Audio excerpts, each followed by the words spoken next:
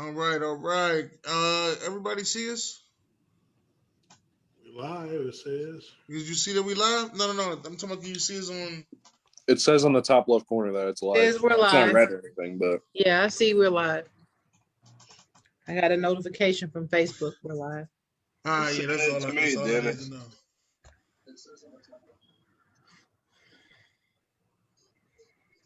All right, cool beans.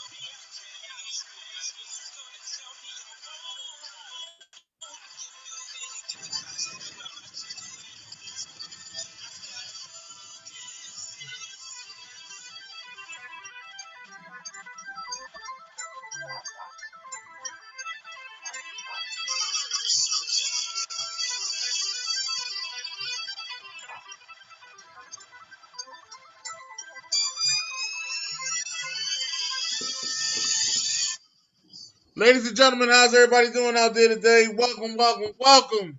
Talk Your Wish Tuesday. Sorry for the technical difficulties. Didn't mean to be so bad.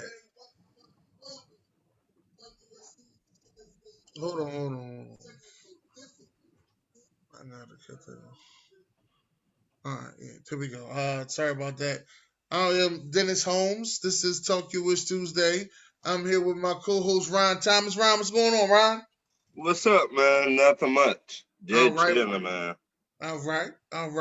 We also here with the chocolate girl, Miss Sharon Mullen. What's going on, Sharon? Hi, everybody. Nothing much. How's everybody doing? I hope everybody's all right. Okay.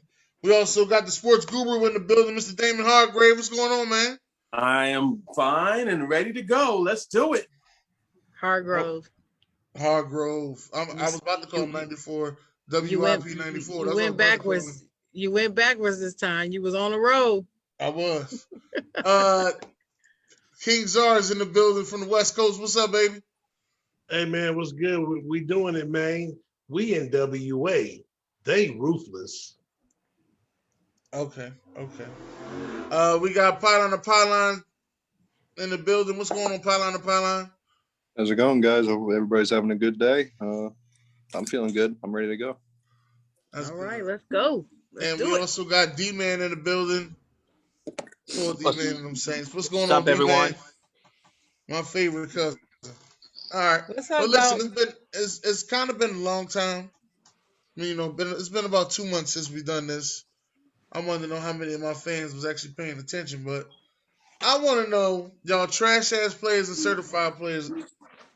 Because it's been a while since we've done it. So, Ron, I'm gonna start with you with your trash ass players. Ron, what you got?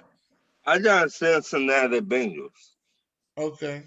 And why I got them? Because you drafted a wide receiver over the best O-lineman in this year's draft. Make it make sense, Dennis. Oh Lord, that's the wrong show for me. But I understand what you're saying. King Czar, what you got over there? We'll start out here. We're gonna keep it out west. We go, and it's every year. Even though they made up for it later, but the usual Oakland Raiders do what they do every year.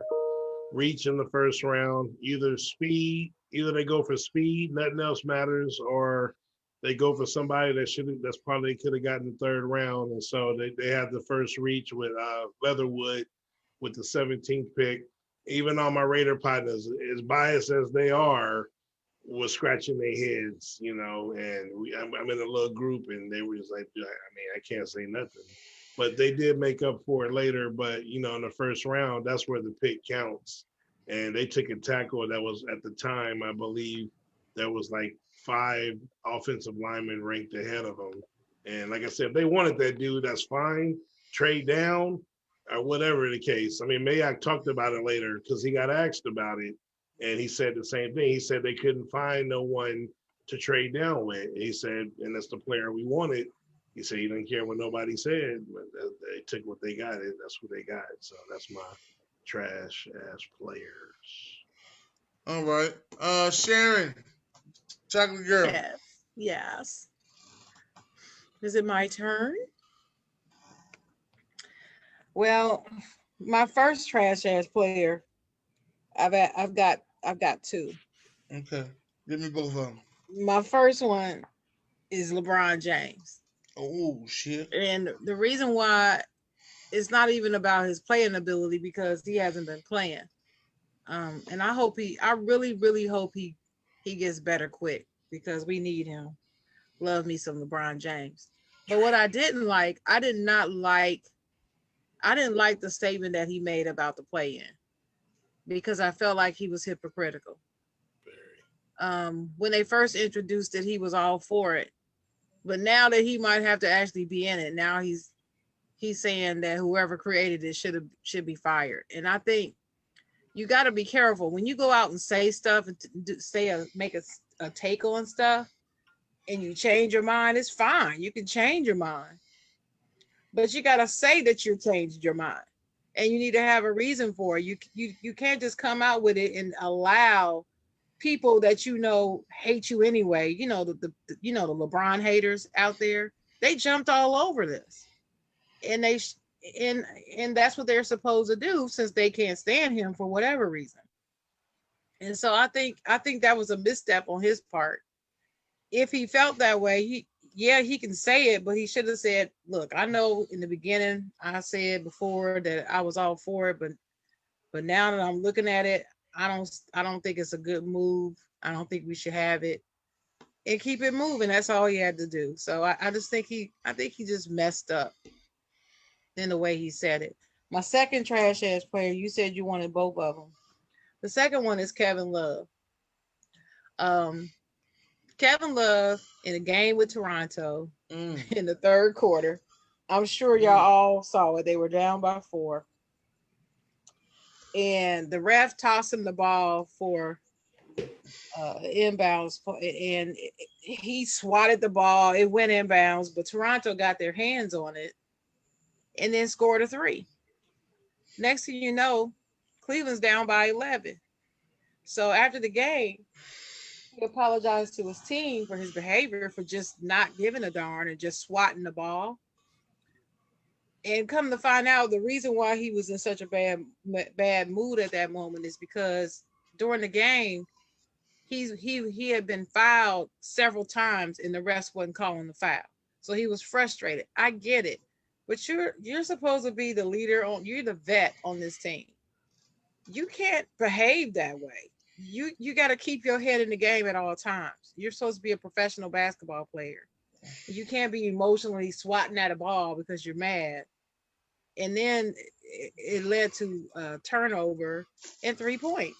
You can't do that. And the momentum shifted right there. So to me, I just thought I'm not going to make it a bigger deal than it was. It's not a huge deal, but to me, it's not too much out of character for him, but then it is. So he's on my list for this week. That's cool. Sports Guru. What's shaking? Do you have any trash ass players? Well, I think I'm gonna go with just one person, and I'm gonna go with Aaron. I said Brett Favre. I misspoke, but I'm gonna go with Aaron Rodgers because Aaron Rodgers also wanted to fire someone, and I guess he said he wanted to be traded unless the GM goes. And he was specific about who he was talking about, and that's somebody who put together his team, and actually have put together a pretty good team for the last 2 years. I think they've made the conference championship twice, if memory serves me correctly. And more importantly, he last year in the NFC game against who was it against? Against Tampa, he had a chance to take that first down and chose to not run for the first down or the touchdown. And it's not like he had a perfect game. He didn't have a perfect game. And he's never played big in the last couple of years in these big spots. His championship game record is atrocious. Okay. So, you can criticize everybody under the sun. You can talk about playing Jeopardy or being a host of Jeopardy and all this other stuff and getting $10 million and not playing football. But the bottom line is you better take some self-accountability for what you had for your part in this debacle, so to speak, because everybody and their grandmother thought Green Bay had a very good chance of winning that game last year. And they wanted to blame the coach for not going for it on fourth down, which I thought was ridiculous. They gave him enough shots to do it, and he didn't get it done. So therefore, he goes for it on fourth down, and they got the ball back. So all of that, the media, him in particular, taking all his frustration out on the coach, saying that he didn't have confidence in him. I thought that was atrocious. So, that's who I'm trashing. And you know what? Don't play, bro. If you don't want to play, don't play. Because $10 million ain't $20 million. And you're 38 years old, and if you give it up and for a whole year, you might come back at 39 or 40 and not be the same player, okay? And your team, a lot of guys took less money, and especially in football, it happens all the time, to stay on that football team, and they're counting on you. And plus the way he treated that Jordan Love. Look how look how I'm not even a big Jimmy G fan, but look how he embraced this young fella, and he realizes he's going to lose his job. And he's been nothing but supportive and nothing but, welcoming. Okay. But the way he treated Jordan Love is also atrocious because he's gutless in my eyes. He always has been. He's got one lousy championship. And you know what? He's my man. He's the person that we got to look at this week. Thank you. I agree with that. But I mean, you're only going to be as good as you was taught. And when he came in the league, Brett Favre treated him the same way. So. Right. Or maybe you're not going to do how you was treated. If somebody treats you poorly, you might treat them better. You might. Then again, you might not. You remember what Brett Favre said? It's not my job for me to teach him. So, who was we on? We on Jared. We on Jared. Nope. Ready? Ready. All right. Well, first, I think a lot of that criticism was unfair on Aaron Rodgers. Some of it I agree with, but we can't kind of excuse his play or not excuse his play in the game, but then not look at the 90 other people who were significantly more responsible for that loss. Right. But for my trash ass player, it's got to be Howie Roseman. I mean, I would say the whole Eagles organization, but Nick Sirianni stepped in and made a good pick at the end of the draft with Kenny Gainwell. But other than that, we drafted pretty bad. Every year, it's either Howie gets a good first round pick and blows most of the rest of the draft, or he gets decent picks throughout the draft and just bombs the first round pick. This year, he got the first round pick right, kind of because it was like a slap in the face. Like, you kind of have to take Devontae Smith here.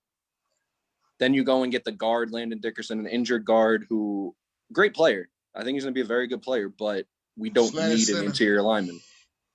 We need linebackers. I like the linebacker you took from Tulane. Yeah, but you're going in the 7th. You're getting a guy who's probably it's hard to tell with this linebacker core, but you're not getting it. That's not like a special player. That's just a guy for depth, special teams, all that. So it's like the guy that you wanted. There was a million of them. We passed on linebackers. Jabril Cox. There was literally, we could have had almost any linebacker. We could have had any linebacker pretty much in the second round. Right. So that was the bit, that was part of it. Who was just, that was like a half good pick for me because it was a good player, just not a position of need, or that early we should be addressing that position. Then you go to the next round, we draft the D lineman. That was just a god awful pick. Milton Williams may be okay as a player, but we don't need D-line. Again, you go 2 picks in a row getting something you don't need with experimental or risky players, which makes it even worse. We got Kenny Gainwell and Jacoby Stevens late. Like I said, Kenny Gainwell was a Nick Sirianni pick because he's going to be exactly what Naeem Hines was for the Colts last year in Nick Sirianni's offense. And then we got Trevon Grimes as a UDFA. But other than that, everything else was really bad. We dressed corner with 1 pick, and it was a terrible corner pick because the kid's not good. The kid didn't even show he was that good in college. And there was plenty of good corners. So I'm pretty sure Elijah Molden was still on the board at that time. If I'm not mistaken, there were some good corners. So we needed DB, linebacker almost more than anything, and we really didn't address either of those positions truly. So Howie Roseman, trash-ass player for me. Okay. I thought you had another one. All right, D-Man, what you got over there, D-Man? I'm going to say the Saints, and the reason why I say the Saints, because we drafted Pete Turner, because I know he's not a first-round talent. They could have drafted him in later rounds. I mean, the Saints could have drafted like either a cornerback or a linebacker, possibly wide receiver, or a trade down. And the second round, we drafted a linebacker, Pete Warner. I mean, I know he's Ohio State because Sean Payton loves Ohio State. And we drafted a cornerback who was supposed to be first round or early second round if it wouldn't have been opt out. So we got a good cornerback. So I'm going to say the Saints. Okay. All You right. just said that they did 2 good things. He didn't like the first round He pick. didn't like the first round, he said. Actually, I did have another one, Dennis. You're right. The Bucks as a whole. I feel like they had the Super Bowl hangover and they kind of just mailed in the draft. If we're being honest, I didn't like not one of their picks I liked. I'm gonna stop hating on my quarterback. All right. Not one of those picks I liked. It don't really matter though. They didn't make draft movement. Like they didn't move picks around. They just stood there idly and kind of mailed it in. I thought because you took Joe Tryon, which was a huge reach and a gamble. And as good as the Bucks team is, there's still a couple spots they can get a little better at. That didn't. Tryon's gonna be a good player though. I believe he's gonna be good because of the. It's an experiment. You're drafting him in the first round. He was the 3rd best player on his defense in college. That's a problem for me, especially in the Pac-12. Good defense though. It's a good defense. It's good defense. I believe Elijah he's Molden. gonna be good because of the defense that he's in.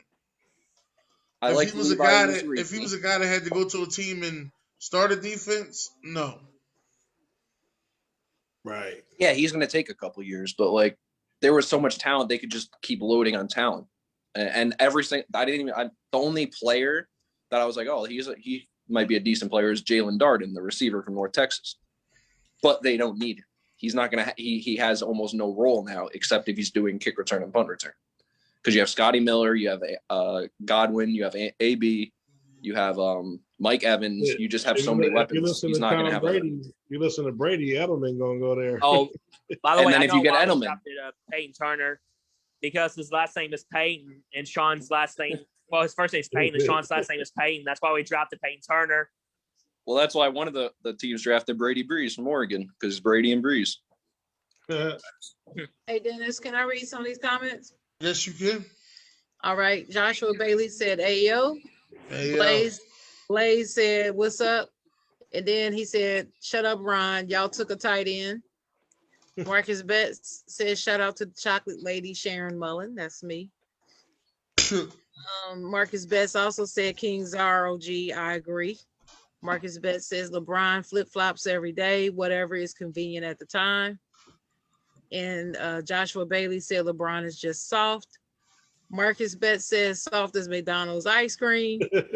Blaze said, "Marcus Betts, what McDonald's are you getting ice cream from? It's always broken." Hey, that's and true. Marcus Betts said, "Right. Every now and then they have ice cream. They usually have it during winter." Ethan said, "Tell them, Guru."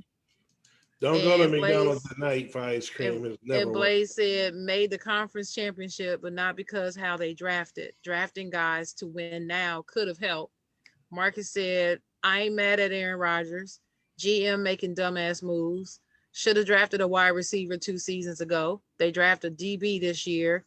If I'm him, get me out of town. Yeah, they should have drafted Justin Jefferson or Chase Claypool last season. Look, no, leave Chase Claypool alone. He's ours. So stop." Ethan Tweedy said, "Releasing Kumaro was a death knell. Give me a break." Marcus Best said, "Guys, Rodgers won MVP. Dude is doing his job." Ethan said, Howie got to go. And Marcus said, we got Parsons and Jabril Cox. Thanks, Philly. And Marcus said, you got 3 first-rounders next draft. Relax. Marcus also said, Trask is future starter after Brady retires. I'm sure you're glad to hear that, Dennis. Ethan said, tell them why they drafted Turner, Dalton Smith. And Dalton said, Ethan Tweedy, I did. And Ethan Coyote said, what's going on? And shout out to Goldie Hawkins. He just had laugh emojis. And Deborah Beatty said, I think we got another gem with our 5th round pick again. So that's all the comments. Who the 49ers get with a 5th round pick? I don't know. I can pull it up real Deborah quick. Beatty Who coming over knows here and who talking. cares? I can pick it. I can pull it up. Not sure who we on, but go ahead, Dennis. All right, well, listen, I ain't gonna get my Everybody. trash ass players out there, and I wanted to hold up. Let me put this blue on. This blue hat. Y'all like this blue hat? Let me. I like the blue hat. That's my hat. You need to send that to me. Yeah, let me tell you my trash ass player is the San Antonio Spurs. You were up 33 points on the Boston Celtics with the nail in the coffin, and your ass lose the game, and Jason Tatum put up 60 points. You listen, this might be it for Pop. And I don't mean that Pop is bad, but it's just time that he might need to move out. Because it's looking bad. Sometimes you may overstay your welcome. So is Tatum And a it's better looking scorer bad. than Durant since he scored 60 and Durant didn't? I ain't even gonna go there. I ain't gonna go there. No, I'm just saying. The Spurs really looking bad. He was up 33 points. Ended up losing the game to the Celtics, giving them hope. Now that whole rant we had about the Celtics last week look totally different now. Mm-hmm. Okay, Dennis. If Pop stepped down, say he stepped down right now, say he tired, he retire you right now, Yeah. who would be a nice head coach to put in that spot? As his assistant. I forgot her name though. Becky Hammond. Becky Hammond. Okay. It would be what you call that? A trailblazing move. Would she honestly be the best candidate? I don't really care about her being the best candidate. I think she deserves the job. It's time for What in the hell? I'm just asking a question. That's No, just I know what creating you're a saying. terrible standard. I'm not talking to you, Sharon. I'm talking to the public. It is time Gotcha. for a change. It is time to start empowering women. Let's start right here. Let's start now. Let me ask you a question, Dennis. Do you think she would want a job that she was given to just because she was a woman? I don't think she would. I think she deserves the job. I don't think she got the job because she's a really woman. deserves Well, hold it. I think to address his question, I think if they gave it to her, they would only give it to her if they felt she deserved it and earned it. Yeah. I don't believe that they would give it to her just because she's a woman. I don't even think they would do that. Yeah, I can't speak for women, but if I was a woman, I probably wouldn't want to get a job based off of my gender. That's just I me. wouldn't either. Well, Exactly. I wouldn't. I'm a woman. I'm all woman, and I'm telling you, I wouldn't want that either. Just that's a bad standard. Watch it, Ron. Watch it, Ron. Yeah. Watch it. I tell you this, I got my job at Metro North 33 years ago due to affirmative action, and now with that lifetime pension, 6 figures, I'll take it, and I'm damn sure proud of it. They never gave blacks jobs like that when I was a youngster, and I was one of the trailblazers, and damn it, I ain't giving shit back. So all that's a bunch of bullshit. That's a bunch of bullshit. I'm not going to deserve it, or I'm not going to appreciate it. If you get something, whether you deserve it or not, you make the most of it. Especially if historically women haven't gotten something or blacks haven't gotten something. Affirmative action work. That's true. I agree with that too. And see, I'm both. I'm a black woman. So, for me, if that's what it takes for me to get where I need to get, then fine. But I'm darn sure going to deserve it because I'm qualified. And I believe that Becky Hammond is qualified. I believe she's proven herself to be qualified. Was Gase qualified to get the Jet job when he got fired? Oh no, he wasn't. No. And What not about even wait Kingsbury? 5 minutes? Was Luke Walton qualified to get the Sacramento job? No. He did an atrocious job with the Lakers. No. What about Kingsbury, Damon? Remember Cliff Kingsbury? That's Cleveland. right, and he hasn't proven himself. What have they done? They had much better talent come in, a better quarterback, and they still didn't make the playoffs. So he hasn't proven anything yet. And now they even doubled down on that with who they signed this year. They got the kid from Cincinnati as a wide receiver. So AJ I mean, yeah, thank you. Well, let me read these comments. Dennis Ethan Tweedy agrees with you. Becky would be the best candidate. Yes, would be a great move for the Spurs if Pop retired. Ethan Coyote says, and Vontae Hicks said, "Put me in, coach." That's it. Okay. Get in the game. Get in the game. Let's get our certified players in here. Certified, sugar-fied. Come on, Ryan. Ron. I got Atlanta Falcons. We draft for every need. The O-line, the defensive line, the corner, the safety. We got everything, and we got the best tight end in the draft. So we got everything we needed in this draft. You got everything you needed? Everything we You need. get a quarterback. We don't need one right now. They just restructuring his contract. So why give another quarterback to sit on the sideline, take up more money? And that money could go to the team. Okay. He would be on the rookie salary. So let's go. Wait, hold on. Let's see what King Zara got to hear. Well, sure. You going there? I'm going with my boys. You know what I mean? Okay. I'm going with Dallas. I mean, obviously the two corners that we most likely wanted, went before us, and no one saw that coming. No one saw Carolina taking Horn at 8. That's for damn sure. And then no one saw Denver taking Surtain at 9, especially after signing. I seen Denver take Surtain at 9. You seen that? But they signed 2 good cornerbacks in the offseason. Right. Not 1, 2. I see. They needed. As a matter of fact, Jared Muller's here. He can agree to that. I said. I'm just saying the public. I mean, ain't no Denver. People were still shocked that they took Surtain. My boy, a Broncos fan, he was shocked. He wanted them to address the quarterback position. So I'm just saying they went back to back, but because that happened, which kind of sucked, and we were able to, first off, props to me and you. Our teams coming together to screw the Giants and, let y'all move up. We go down and get a 3rd round pick and still get the best defensive player in the draft, who's odds on favorite to win defensive player, the rookie of the year per Vegas already right now. And like I said, to get that 3rd round pick. And then to Ron's question, addressing the cornerback position, we addressed that and more and drafted 3 corners. And with Kelvin in the 2nd round, I think he's going to be a badass at the cornerback position from Kentucky. Boss man fat. Right. And I thought we had a really good draft, overall. And obviously the steal, Jabril Move on. in the 4th round. I had Mayor hitting me up on that one. Like, why y'all taking all the linebackers? Come on, man. Jabril Cox, Jalen Smith, Vander Esch, y'all on notice. It's that simple. Time to put up or shut up. You ain't on the field, you gone.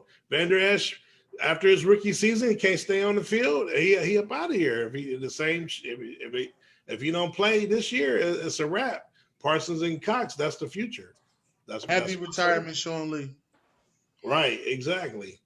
If you got an LSU player that wasn't Chase, it was a steal in this draft because they all fell. Tremendously fell. It's crazy. Girl.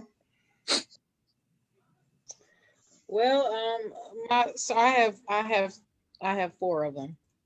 Okay. I'm gonna start with none of them are in the NFL because I'm about NFL out. So I'm just, the obvious NFL certified players would be the GM and the head coach of the Pittsburgh Steelers because I was happy about all their draft picks. So they're, of course, on my list. But let me start with the NBA with Steph Curry. So Steph Curry, listen to the stat line. 62 points, 5 rebounds, 58% field goal percentage, 8 of 16 3-pointers, playing 36 minutes with a W. That was the stat line when he got his 62-point game. For April, he finished out scoring 85 3-pointers, the highest number of threes in a month in NBA history ever. He's having an MVP caliber year. Yes, I know where he falls on the rank on the standings. I get it. So he's not going to win the MVP, but he is an MVP, and history will show that, even though he won't get the award. So that's one. Do you want all of them now, or do you want to go around? All of them would be great. Okay. The other one is Julius Randle of the New York Knicks. He was named the Eastern Conference Player of the Month by the NBA. In April, he led the Knicks to 11-4 record. He also is having a MVP season and very well could win it. I don't think he will, but he could.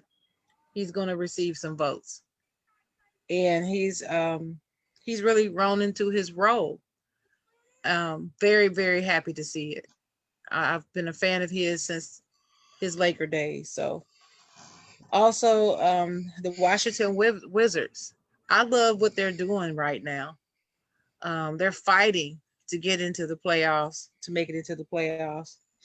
And I like their resurgence. Of course, I love what Russell Westbrook is doing because finally his triple-double W's are actually contributing to wins, which is a good thing. He's been the same all season. What changed is what the other players are doing. So now they're winning. And the coach has had to change the way he coached. So they're winning. And the last one, going to Major League Baseball, is Mike Trout. The Anaheim Angels. He returned to a game from injury. He got 4 hits, 2 RBIs. And right now he leads the league with a 426 batting average, an on-base percentage of 539, and an 820 slug percentage. So slugger percentage. So Mike Trout is doing Mike Trout things. And so he's one of my certified players for the week. Okay. Sports Guru. You know what? I want to take a step back against this trash argument we had a few minutes ago. I want to put the New York Mets in there because all and a parentheses around Stevie Cohen, the owner of the New York Mets, because all we heard from and last but not least, I want to put the Met fans in there because all we heard of when they was trying to make this little transaction, get the Wilpons out of there, is how badly they wanted Stevie Cohen in there because his money was so good and so great and so everything. For the people who don't know, Stevie Cohen had to pay a damn $1 billion to keep his ass out of Sing Sing because he was doing illegal stuff. Then he did that Robin Hood stuff, okay, for people who are informed of how that went down with the... he had the largest penalty in CDC history. He had to pay the largest fine ever. And then on his first thing he did was that Robin Hood with the GameStop situation. So, I'm not, this is not a stocks and bonds show, but you got to know, you got to know what's going on around with you, especially when it comes to money, because money affects everybody. But now he fires Chili Davis, okay, the hitting coach of the Mets today or yesterday. And that was an abomination, okay? So nothing's changed with the Mets. The Yankees, nothing's really changed in New York. The Knicks, well, they are probably the only good team we have right now. The Giants stink, the Jets stink, the Mets stink, the Yankees stink, and ownership of just about all of our teams stink. So let me just get that out there. Sound like Do New you York have State. Do you have any certified though? You got any certified? You got anybody in New York you like? The Rats? Roaches. You know what? If I had to say anybody, just to be fair, you got to give it up to Julius Randle. I don't honestly. I've always said this year that he's got to be a second or third best player on the team to be a championship team, and I still believe that. I think he's playing over his head. I heard the comparison with him and Zion, and I thought that was ridiculous because he's been on about 3 or maybe 4 different teams in order to achieve this success that he's having this year. And granted, he's done a great job. He is in the MVP consideration. He won't win it, but he's played, I think, kind of over his head. But you got to give it up. I mean, the Knicks, they got the same record as the Lakers. Now they're in the East, the Eastern Conference, which is a lot easier. I mean, teams are going to get in the playoffs under 500, so that does matter. But no one expected this from the Knicks, from Tom Thibodeau, and Julius Randle. So you got to give them their props. I did. Yep. Shannon I did. Shannon I've been did say saying it that. ever since. I've been saying it since the off season. Watch out for the Knicks. They're gonna do some things. Nobody believe me. Shout out to Jared, D what you got Rose, over there, baby. Jared? D Rose, baby. I got a couple. I got the Lions actually. I don't know if I haven't completely went through them all and ranked them, but I don't know if they'd be my best draft. But I think they were my favorite draft. They got a lot of guys I really liked coming into this draft, and guys I had highly ranked. And they didn't really have to move around at all. They kind of just picked where they were and got all these. They got Sewell. That was a great pick there. It was a pretty obvious pick for them. Yeah. Mm-hmm. Then you come around the second round, you get my third DT. I said a couple shows ago, I forgot which one it was, but I said there was Barmore and Shelvin at DT, and then there was everybody else. And I always thought Levi was the top of that everybody else. So I thought that was a good pick for them in the second, getting the D tackle, rebuild that D line they need to build. Then they come around, they get Fatu Melifonwu. You guys have heard me speak on him before. Tied with Pat Surtain as my top corner in the draft. So that was fantastic for them in the third. Then they come around, they get Amon-Ra St. Brown, one of my favorite receivers. I've talked about him plenty of times. And then they just kept going. And then, of course, they were the ones to get the UDFA Sage Surratt signing when he crazily went undrafted. So they got so many of they had a couple weird picks, but they had a lot of my favorite guys in there. So they definitely get certified for me. And then I got, I got to go to my MMA, my UFC. Yuri Prohaska, he just fought in the main event on Saturday and executed the third ever spinning elbow knockout in UFC history. You can see it in my picture if it pops up. But, yeah, it was pretty bad. It was over a guy who just 15 months ago gave John Jones arguably his closest fight. A lot of people say he won that fight. And if you know John Jones, he's the GOAT of MMA. So there's a guy who's on a streak now. And Yuri Prohaska looks serious. It was only his second UFC fight, too. He was fighting a guy like that, and he did that to him. So he's been guaranteed a title shot if he wants it after only 2 UFC fights. So definitely certified. John Jones ain't no damn GOAT. I know that. That's the GOAT of MMA. D-Man. Oh, hell no. For me, I got the undefeated. Chargers. The reason I got the Chargers because Rashawn Slater, he was still on the board, and they drafted him to protect Herbert. In the second round, they drafted Ansay Samuel Jr., and I think that's a good pick for the Chargers in the second round. I agree with that. That was a good one. Yeah, my brother's a Chargers fan. He was nervous they weren't going to take Rashawn Slater if he fell because he was like, "We need a left tackle. That's all we truly need right now in the first round." He was so nervous they weren't going to take him. All right, what you got? Go ahead, Chocolate Girl. No, I want to hear yours first, then I'll ask you a question. Okay, well, listen. A lot of y'all know how I feel about this guy, and for him to go out there and put up 60 points was amazing. With the man down 33, Jason Tatum is my guy.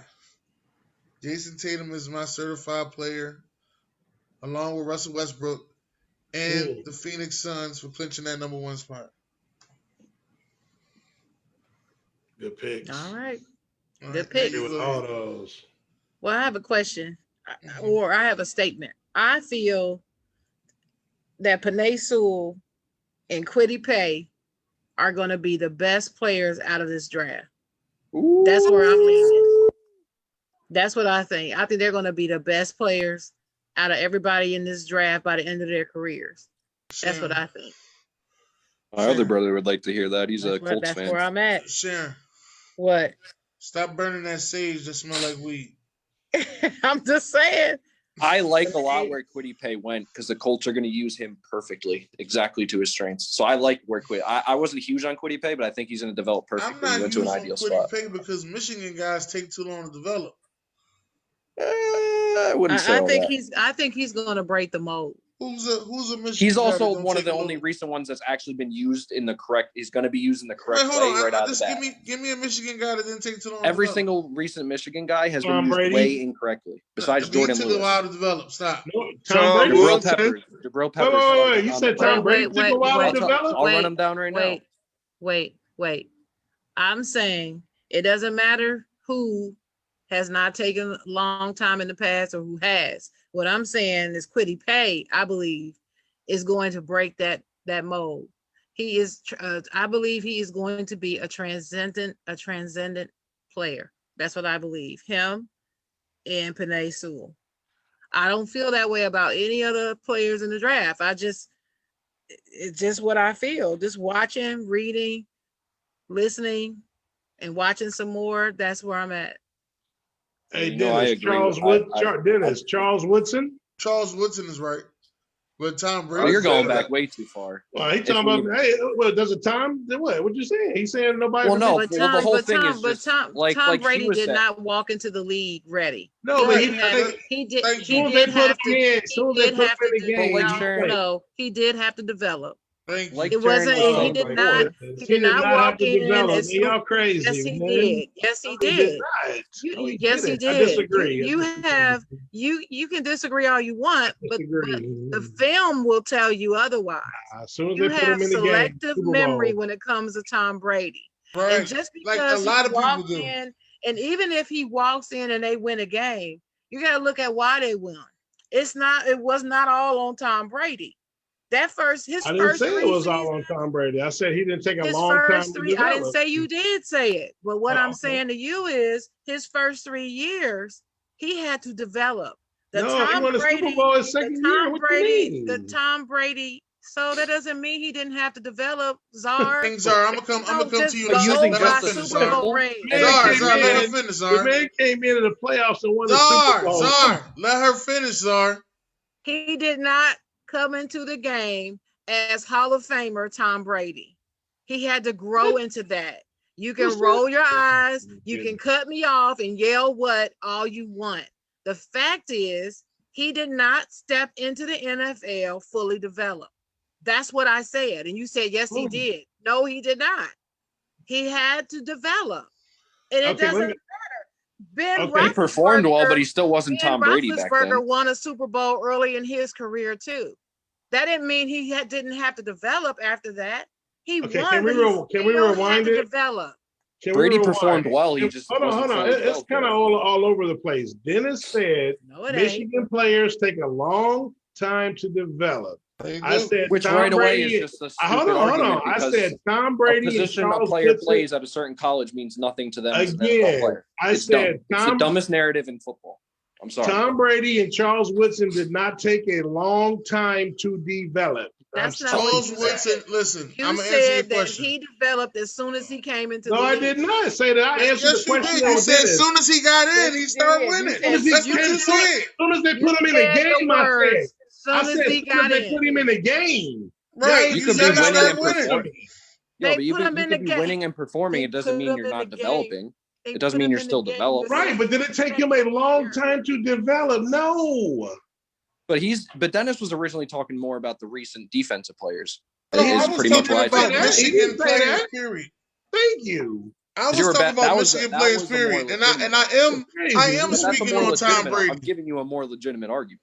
That's no, what I'm I understand what you're saying. But I am using speaking on a player who this is what I'm trying to say. 20 years ago has no relevance to a player getting drafted in 2021. They have no relevance. This is what I'm trying to say. I am speaking on Tom Brady. I am speaking on Tom Brady. If y'all let me say it, the both of y'all certain players take long to develop because they're individual players. They're not a school. On, Dennis. Put your camera on. What I'm trying to say here is I am speaking on Tom Brady. When Tom Brady first start winning those games, defense won them games. Tom Brady ain't have over 200 passing yard games. Well, what does his development in the beginning? But that of the, does of strike the, his development because at the same time he ain't developing to nothing. His defense carried him through all that. He just didn't make what he didn't do was make the same mistakes that Bledsoe did, which cost him games. But what That's do what he him didn't and do. Kwity Paye have to do with each other? He took care of the football, and he What just did made Tom Brady in he the just early made 2000s smart have plays. to do Listen, with listen Kwity Paye? first, so you understand why I'm saying it. Tom Brady had to develop. It took them like 2 years. Then he started becoming a better quarterback. So why? Because he wasn't playing. He had to develop. So No, because Tom Brady I'm not played at talking Michigan about in the those early 2 years, 2000s, Cesar. I'm and talking Kwity about once Paye he played started. at Michigan If in the you late. if y'all listen To me, again, so to me, ain't hold on. y'all not That's what listening. the whole argument is, Y'all though. not Okay. That's what you started the argument with. Okay, Dennis. But you to can't me, argue. You know if what? You don't know what the fully problem is know- with y'all. You know the if problem you is with don't y'all. fully You're trying to hear, relate Y'all only don't listen to other y'all stuff. Michigan players to Kwity Paye when that's not a No, that's I'm a not. stupid I'm argument. not comparing everybody. You to said Kwity Paye. I Michigan said football players Michigan take a players while to take a develop. while to That's what you develop. started the whole thing. Y'all named The whole 2 thing was out started of with that. 20 years. I The just whole Y'all the named whole 2 thing was players out started of by 20 you saying years, Michigan and players I'm the take wrong longer guy. to develop. That was the whole argument started. Okay, That all exact right, statement. Jared, you again. Which is Jared, you it's ain't a hear what dumb I said, argument. Jared. You named 2 players out of 20 years. As a matter of fact, it's 25 Well, that's years. because sure of that there's whole other more. argument broke out as I was It's listing players. 25 And I got years. cut Y'all off. named 2 players. But Hey, Tom you said Brady, that I was didn't name none. Tom Brady because 20 years ago has nothing to do with Hey, 2021. Dennis, how many we got a name? You said none. I said I it I take started Michigan listing guys. off and I then I didn't got say cut off. none. I said it take That's Michigan guys a long time to develop. Really, you only got one. So to Tom me, Brady's not the guy. when you say it takes a long time to develop, I'm thinking of a player like a Drew Brees or like a Kyle Lowry, someone that they almost gave up on. No. But I'm saying that's my definition of No, that's a not my good player definition. that takes, they're getting time to play. They're not performing. They're getting time to play. They're not performing. No. They're Eventually, getting like carried. 3 or 4. My thing is, I'm just trying to explain my definition is where I'm going with it, so at least y'all know where I'm at when I say that. That's all I'm saying. Okay, it's clear. I still stand by what I said. Can I read these comments? Good. All right. Show tonight. Put me in. Okay. So Ethan Coyote says still can't wait to play Atlanta this year. Blaze Gabbert, what's up, Blaze? Said I thought Denver was going to take Horn, but he was gone. Ethan Coyote said no one expected division rivals trading with each other in the first round. I did. LOL. Rashad Stribling, 100. He was applauding something that somebody said. Ethan Coyote said the rare time there another Ethan in the chat, but one like the Bulls, the other like the Dolphins. The Bills, and other like the Dolphins. Ethan Tweedy said getting Rousseau, then Basham. We got much better in pass rushers. He also said we're coming for Tua's ass again. Ethan Tweedy also said another CP is Corey Kluber. And Vontae Hicks said again, put me in. Coach Dalton Smith said to mute y'all because y'all talk too much. Blaze Gabbert said Tom Brady was always a winner.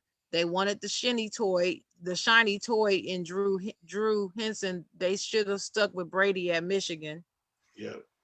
That was in college. Finally, Big Gino has come back to Facebook Live. I don't know what that means.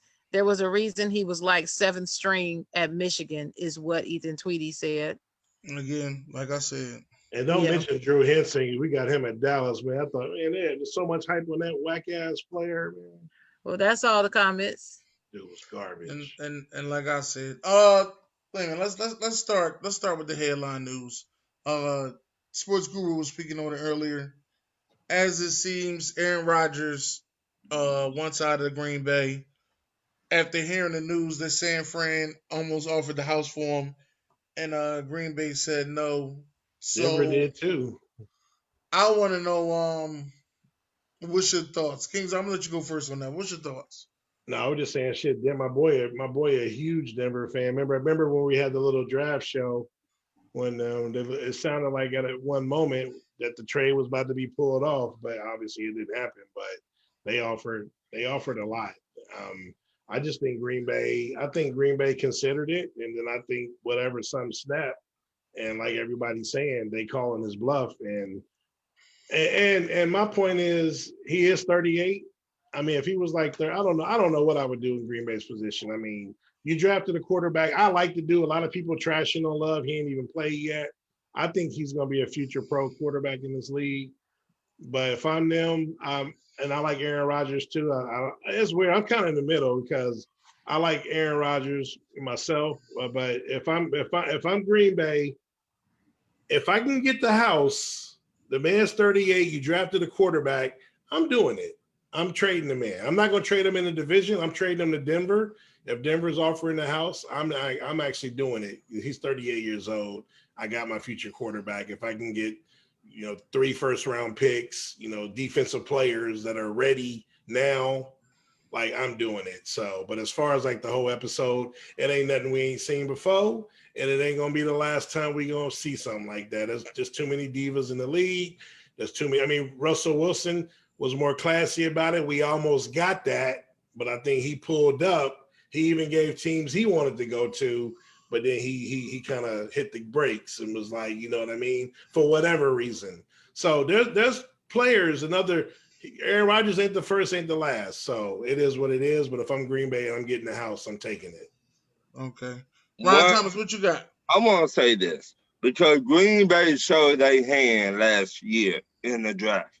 You did not get this man no wide receivers, no help whatsoever.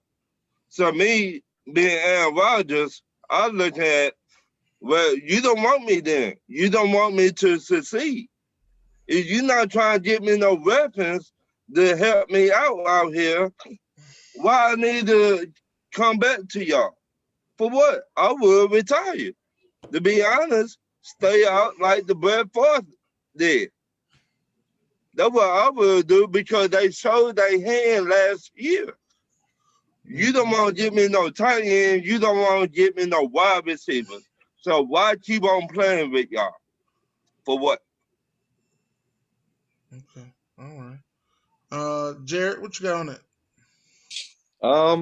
I think with Aaron Rodgers, a lot of people are like very easy to like just say, yeah, like he's being a baby or what have you. But they've over the years it's not even just about drafting, it's just in general, they've taken all the wrong steps towards Aaron Rodgers, if we're being honest. Maybe not all, but they've taken mostly bad steps towards Aaron Rodgers. They kept the coach around too long. That obviously he should have been out of there a while ago. You have Aaron Rodgers, he's a top 5 quarterback of all time. I don't really care what anybody says. He's your franchise QB. He's been there forever. He waited originally before he even started for you guys. He's performed. I mean, arguably more efficient than any quarterback ever. He is who he is as a person, right? But as a player, he demands a team being built around him. He demands being the face of that franchise. So what when there's about 3 or 4 he times is as a person, what do you mean by that? He has his moment. He's a very polarizing person, like in general. Like a lot of people like him, and then there's a lot of people who also hate him. Like it's not like a wide spectrum. It's either you either really love Aaron Rodgers or you hate him, is what I've seen, at least. Just because of little things, like some people know him, like even outside of football, like a lot of stuff with like his relationship with like his family and all the people around him. It's a lot. If you look into a lot of this stuff through his life, me personally, I'm neutral with Aaron Rodgers. I mean, I don't know him as a person, so I just know what I've seen. So I'm neutral with him. I don't hate him. I don't think he's a scumbag or anything like that. He's a very smart person, but he demands to be the face of the franchise. You've had him as the face of the franchise, but then this is, everybody wants to talk about, Jake Kumaro, whatever, that whole situation. He's like a fourth, fifth string receiver. I think there's a point where that doesn't matter. Keep him around as a fourth, fifth string receiver. What's the problem? If your franchise quarterback really has a strong relationship with him, what's the problem there? Tom Brady is about to bring in Julian Edelman, who at this point in time for the Bucs is a fourth string receiver, and people aren't going to bat an eye. just because it's Tom Brady's guy. Aaron Rodgers, this is about the third time that they've done this to him, where he has talked about and gave praises to a teammate, and then they got rid of him very shortly after that. It's like the third time. Jordy Nelson was an example of that. He literally had just spoken highly about Jordy Nelson, then they got rid of him without telling him. They don't run any decisions in the franchise by him. And I'm not big on the whole first round wide receiver because it doesn't matter where you get drafted as a wide receiver. He's had them. He's had weapons. He's had Devontae Adams. He's had Jordy Nelson. He's had Donald Driver. He's had Greg Jennings. He's had those guys. Randall Cobb. Right, he's had guys. So I don't buy into that narrative as much either because they've just been able to draft them well in the middle and late rounds of the draft. It's not about drafting them in the first round. They haven't done a terrible job of building around him, but they don't run anything through him. And then it's a lot. There's a lot to the situation. You could keep going. But it's like, I think there's a point where it's like, all right, there's certain things that like, all right, maybe you could be a little more reasonable with Aaron Rodgers, maybe little things, but he demands, like, he's the face of your franchise. No matter who you bring on that team, he is the face of your franchise. So, and he has been for over a decade. And he dealt with pretty not great coaching decisions over the years as well. So that's my take. D-Man, what you think? Well, to be honest with you, this got to be frustrating for Aaron Rodgers because he has no weapons. I mean, they didn't draft receivers in the first round last year and this year. I mean, it's got to be frustrating. Like, he's not very happy. I mean, I know he had Devontae Adams, but he has no help. I mean, I'm not sold on MVS. And Alan Lazard, he's not that bad. And before that, I mean, he used to have Jordy Nelson, Donald Driver, Greg Jennings, Randall Cobb, and I never seen he has good tight ends either. So if I'm Rodgers, like, I'm getting out of here, either retired or set Tanyan's out. pretty good, man. The tight end pretty good, actually. Tanyan. So, Which Sharon, one? chocolate girl. Well, this goes along with my chocolate girl moment. So I might want to let somebody else go before I go because I got a whole lot to say on this because I'm really kind of pissed off about it. But go ahead. Guru, you got any more in the tank? No, he didn't already unleashed on him. Oh, well, no, I got more. Oh, I got more. Believe me, I got plenty more. First of all, you got to understand when you look at the National Football League, it's old money. The owners, you need about, I think it's 30% to actually buy into the professional sport. Other than when you compare it to other sports, like in particular how Dwayne Wade got into the NBA, they don't want, guys who, let's be fair, they don't want blacks. They don't want certain people that don't look like them to get into the sport in terms of ownership because that rule is in there because they know that those people don't have that type of money. You have to have that old money in order to get in. So that's the first thing. So now you have, where was it? This year you had, Carson Wentz. You had, what's his name? The other kid from Detroit. Stafford. They both got traded. Okay. The guys who didn't get traded was, and they made a big stink over it, was Deshaun Watson and the Seattle quarterback. So there is sort of like some sort of change going on where, they like to compare it to the NBA where the prisoners run the asylum, just like obviously what I call them rerun Harden did, forcing his way out of Houston. But there's starting to be a trend with that in football as well. When in Rome, do as the Romans do. So, these are things. I got to give kudos to Terry Bradshaw. And I've never been a big Terry Bradshaw fan. He's always tried to kill Tomlin. Tomlin never had a losing season. But the 4-time Super Bowl champion, Terry Bradshaw, was spot on calling, what's his name, a baby. And he basically kind of really went in on the way that Jimmy G treated this new, Trey Lance and how embracing he was. Okay. And the money that he's making dictates that, what you're going to give up all that money that they gave, and they overpaid for Jimmy G, and he ain't cashing with no Super Bowl. But you know what? He's not trash. And I think, until he'll hold the fort until the young man is ready. So give him credit. But obviously, we haven't heard what's Aaron Rodgers say anything to his new quarterback. you know, because he's too busy all in his goddamn feelings. And as far as I'm concerned, when you pay, football is different from every other sport in the sense that you pay these quarterbacks like they the only goddamn thing that matters on the field. And then you have a salary cap, and then now you can't pay everybody else. So that's the reason why you can't get wide receivers. And that's the reason. And then if we go back to that NFC championship game, once again, I heard somebody say something that 19 other reasons. The hell it was 19 other reasons. Equinemius St. Brown dropped 2 points right off of his hands. Let me finish. When he right had off a first down, he had a first down, and his gutless ass wouldn't run for it, okay? His gutless ass wouldn't run for it because he's a punk, okay? He was a punk. He wouldn't run for it. And then he wanted to blame the first-year head coach. Like, the man has got a record of like eight or 10 games over, 10 games over 500. He's done a good job. He didn't want the Dallas coach. He wanted to get him out of there in the worst way. And I'm not saying whether he's good or bad.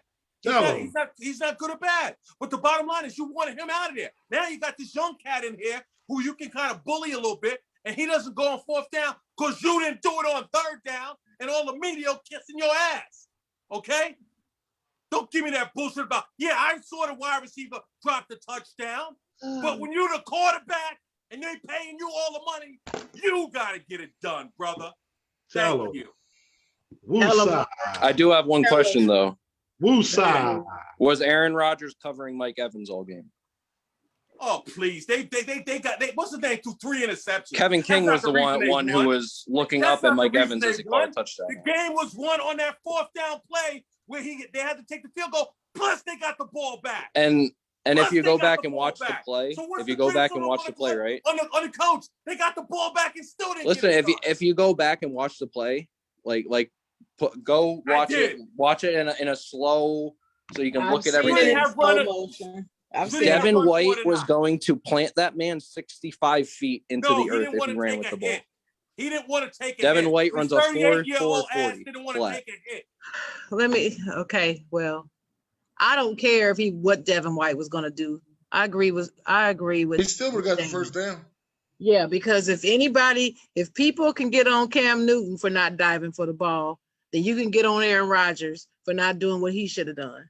So I don't want to hear it. Amen. I don't want to hear it. Everybody want to dog Cam. Oh, he should have fallen he should have ran after the. No, he shouldn't. He told everybody why he didn't. Nobody would give him the benefit of the doubt on that.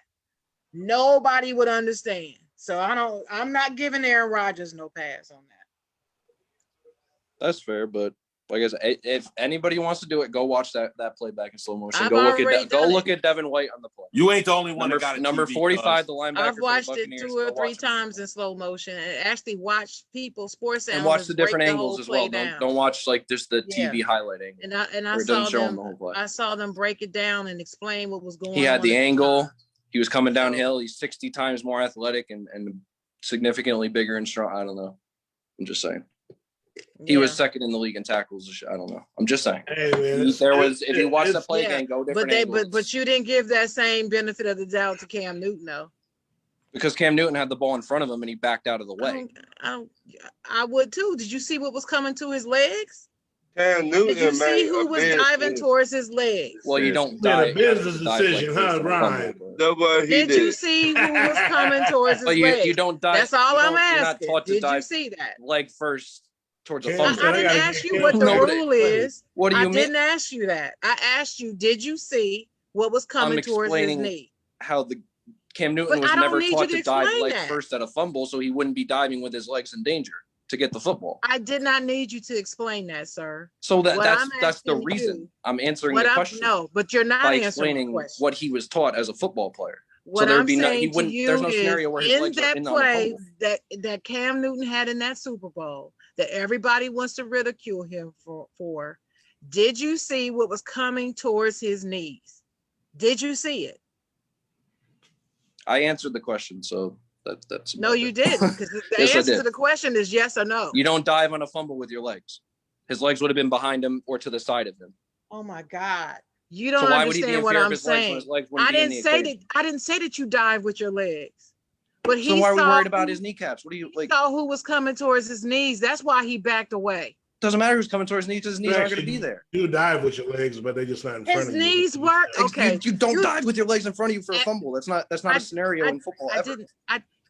Did I say that? So what's the problem with Did his either knees? one of okay, somebody else besides him, did anybody else hear me say that you dive with your legs?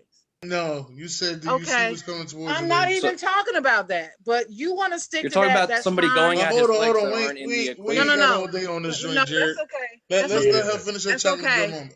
You It can is stick what with it that is. if you want to. I know what I'm talking about, Let's and I get to remember the play very chocolate well. girl moment.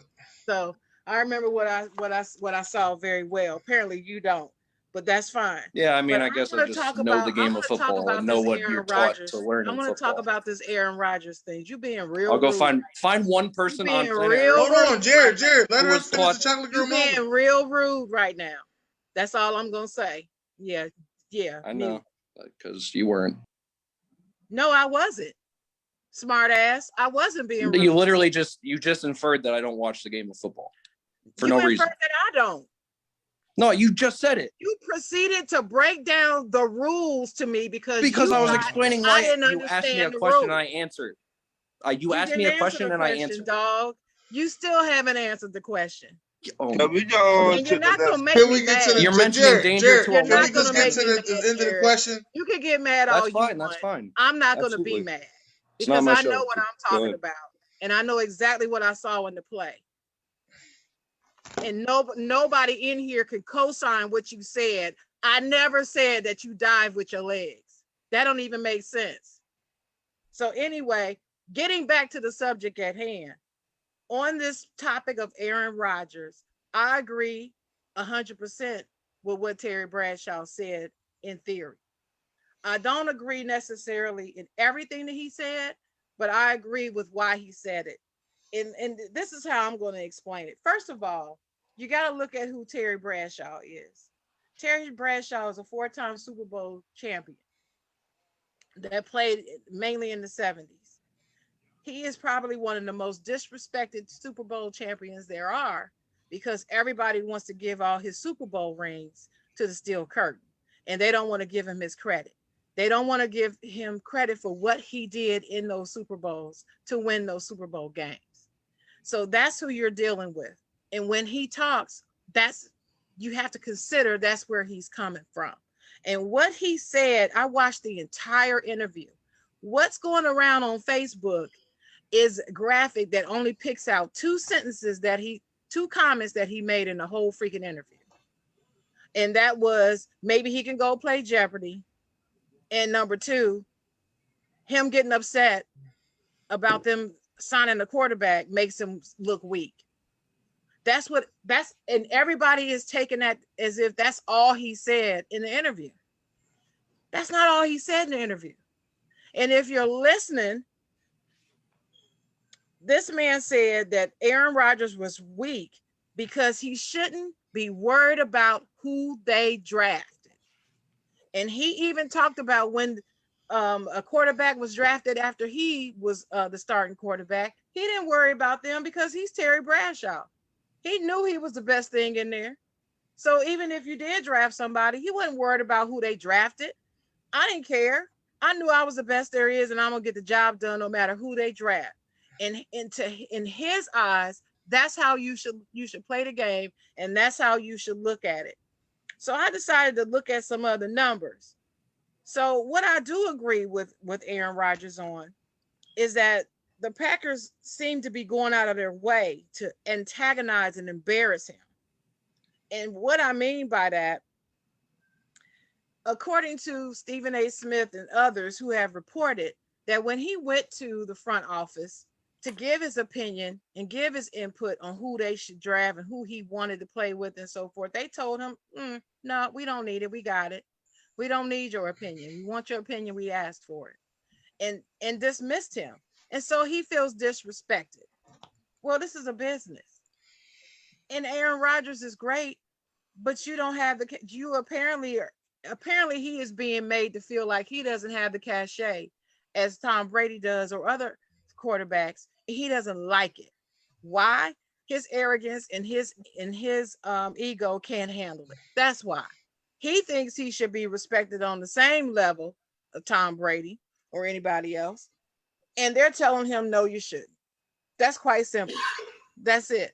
Now, whether or not he should be, I'm not even here to answer that, because quite honest with you, I don't like Aaron Rodgers because, like Jared correctly said, he is a polarizing person. You either love him or hate him. I've never liked him. I never liked him starting on draft night. So I don't like him. But they do seem to have a bone to pick with him for some reason. I have to assume it stems from the locker room. They know things that's going on with him in the locker room that we don't know. Because if he's so great and he's great on the field, any GM, owner, head coach, or whoever should be very happy to have him on the team. They should be happy to get this man what he wants, given the stats that we all see. Therefore, you have to think something else has to be going on behind the scenes that none of us know about.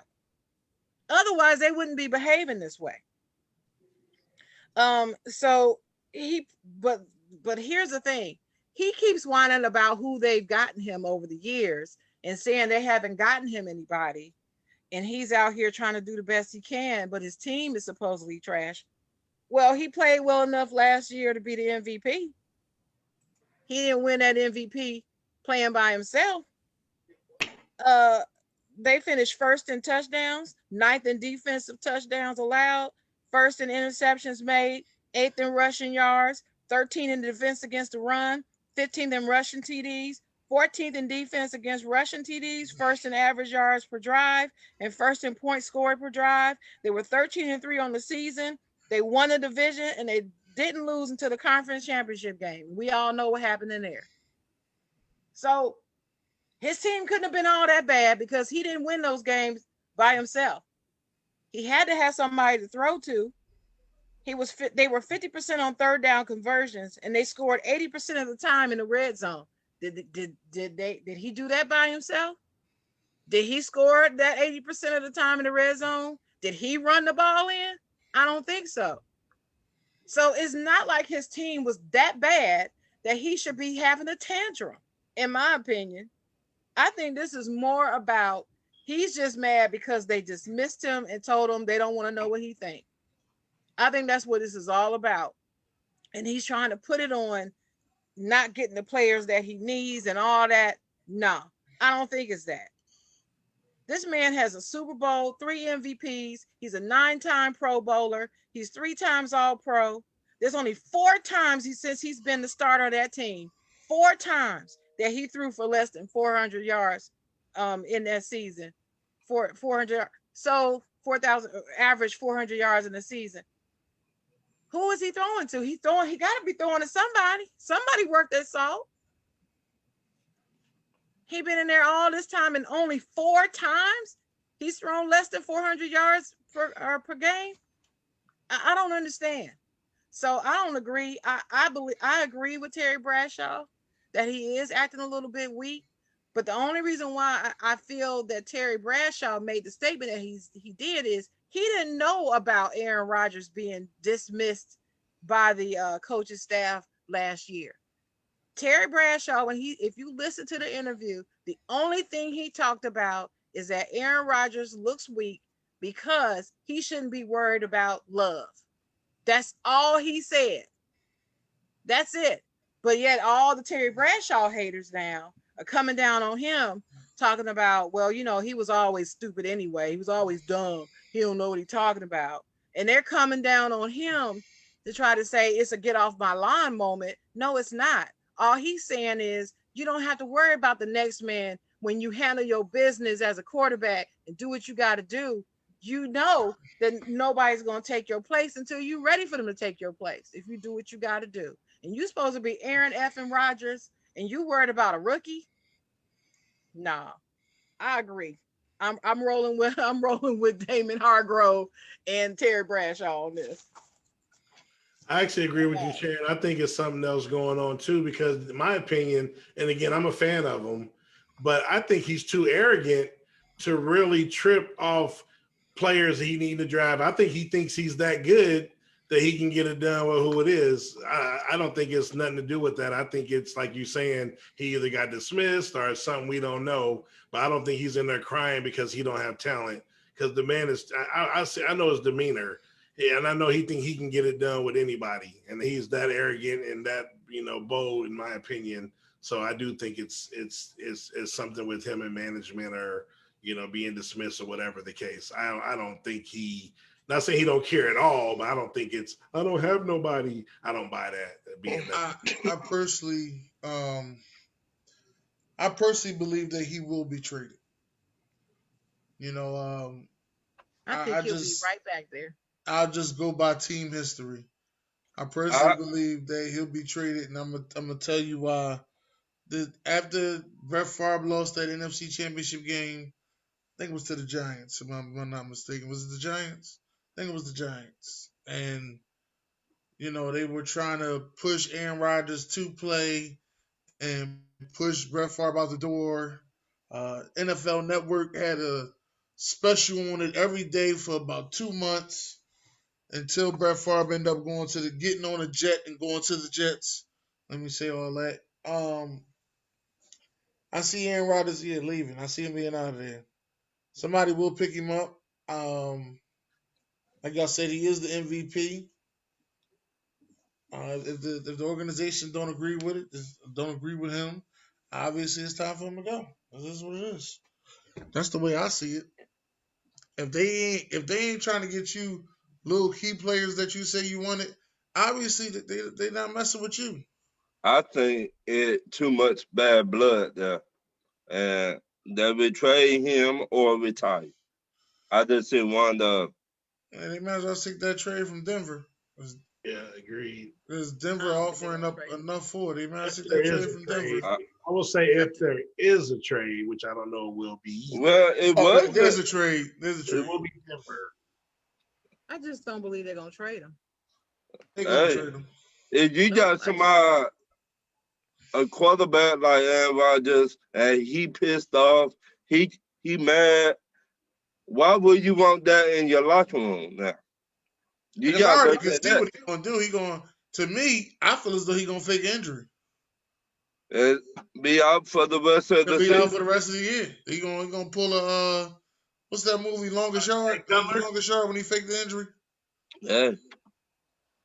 Pull a Jay Cutler. No, Jay Cutler's soft. All right, I'm gonna read these comments. You go ahead. That's baby poo soft. Right. I don't know what they're talking about way back there, but David Royce said, shout out to David Royce. David Royce said Bucks ain't winning this year. Andre Robinson said Aaron makes players better. So Blaze said you better go pop in. I guess he was talking to Andre to come to the show. I don't know. Chuck Thomas said Aaron Rodgers will retire and unretire and sign with Tampa after Brady wins his 8th ring. Sure. Andre Robinson said, not tonight. My comments will come off as unprofessional, even if I'm not being unprofessional. Eugene Morris said, I'm saying Tom Brady will pass Drew Brees on passing yards, will be number 1 in passing yards. What? David Roy said, next topic. And Blaze said, Terry Bradshaw said, what's love got to do? With a little singing. Kellen Kane Lane said, it's talk your ish. That's what this show is for. David Roy said, Lakers Niners for life. Ricky Bobby said, okay, so he shouldn't be concerned when his team doesn't want to commit to you and they draft a young quarterback. No, not if you Aaron Rodgers and you supposed to be all that. What's to be concerned about? You don't have to worry about the next man when you are the truth, right? What you worried about? They did the same thing to Brett Favre, didn't they? Did the same thing. That's what I said. The state history. Right. Team. I was telling Sharon about it earlier. Team but they history. They didn't do it. Team history. But listen, they didn't do it the first year that Aaron Rodgers was drafted, though. He had to sit by him. He had to sit behind him for a while. So so that's what Terry Bradshaw is saying. What you worried about it for? David Roy said Green Bay gave him a contract. Just because a quarterback is drafted don't mean they don't believe in you. That's right. I'm with him. He said Rodgers ain't leaving until next year. And that's what I believe. I believe he got one more year and he'll be gone. And then Ricky Bobby said, thank you, Dennis. I don't know what you said, but thank you. Eugene Morris said no Patriots for Aaron Rodgers. Blaze said if Aaron Rodgers retires to force a trade, he will always be in the Carson Palmer tier. David Roy said, you all tripping. He ain't getting traded. Kellen Kane Lane said, please like and share the show. Chuck Thomas said Aaron Rodgers will have to pay back $23 million if he retires. Not happening. Ricky Bobby said, so if LeBron was to move teams, if LeBron did the same thing, he'd be soft. What? We ain't talking about LeBron, and I don't understand the question. Right. Only thing I said soft was about Jay Cutler. That's the last comment. Yeah, I was talking about Jay Cutler soft as baby poop. Right. Yeah. Baby poop. So is Aaron Rodgers overrated? Nah, not to me. All time, I think he's overrated. First of all, I want to say he's the best I've ever seen. So, No. first, I want to say something to Sharon Mullen. Tremendous job, because first of all, nobody's spitting you those statistics the way they do for Stephen A. Smith and Max Kellerman or Skip Bayless. So for you to do that much homework shows your dedication and shows your professionalism. So, Thank you. you should always be respected for that. And everybody on here should have respect for everybody. Okay. Second of Thank all, you. I don't feel, you're welcome. I don't feel that Aaron Rodgers is in no top 5 quarterbacks all time based on his ability to basically spit the bit in the big game. Okay. I don't either. Okay. So you can't, it's just like, even though the argument we had last week, we're not going to go backwards, but the bottom line is you got to do it. It can't be all what you look like. It's like a pretty woman. She looked pretty, but she can't cook. She looked pretty and she can't bleep. So you leave it there. Leave that for your imagination. So it's got to be more than what the cosmetics are. It's got to be what's in your heart. And another thing, another kudo to Sharon Mullen, you're right on. Players don't even like playing with him, because if you see a lot of the former players, I think the guy's name is Driver, who came out very critical of him. And, so they don't usually do that. As much as people hate LeBron James, I haven't really heard too many people that played with him said they didn't like playing with him unless they was a scrub. Nope. Not that many. So my whole thing is Sharon is right on. He is the type of guy, not to say, I'm not even gonna say he's a bad guy, because I don't like when people say he's a bad guy or good guy, because if somebody's helping you and paying your mother's mortgage or doing this, they're always good if it helps you. So bad guy, that's so subjective. But what I will say is that a lot of people don't have that love for him that certain players have for other players. That I will say, and he rubs people the wrong way. So that part of it is obvious. And in terms of why, like I said, we've gotten into this thing about general managers and what organizations will do and what won't do. I don't even think they have a owner of Green Bay, because they're owned by the organization. I mean, right. the town. I mean, the town. Yeah. So this is a whole different, and like whoever said that is spot on. He ain't give, even if Jeopardy gives him $10 million, you got to give back 20-something million of that. Remember that quarterback signing bonus? That shit ain't happening. He ain't giving. When they say go in your bank account and take it out and give it to somebody, there's only a few brothers that's gonna do that. The guy, what's his name, running back for Detroit, he did it. But it's very few people that's gonna do that, especially if you're greedy for money. And the one thing I see about a lot of people today, love to live over that means and love to be greedy for that dollar. So you say he ain't a top 5 quarterback? All time. He's not on my top time on my list. He might be on your list, but he ain't on my list. Yeah, he's not on my list. We ain't got time for that. We don't got time for that. But he's not on mine either. He ain't on my top 5 all time either. Not my top 5 all time. Shit, with one Super Bowl, please. Mm-mm. Not as much credit as they give quarterbacks these days, and not as much as they put it in their pocket. So all Where I five used of to your work, quarterbacks everybody got used more to than get one paid. Super Bowl. I Everybody used moved to him. get paid where I used to work. I moved him up one space on my list this season because he won his third MVP. No, but I said, And- Guru, all five of your quarterbacks got multiple Super Bowls on your top five. Is that what you're saying? They're not just saying we ain't doing that. No, he ain't got a list, but I'm just asking him a question. Let's discuss it on the after show. So, because I want to do what Dennis tells us to do. He running the show.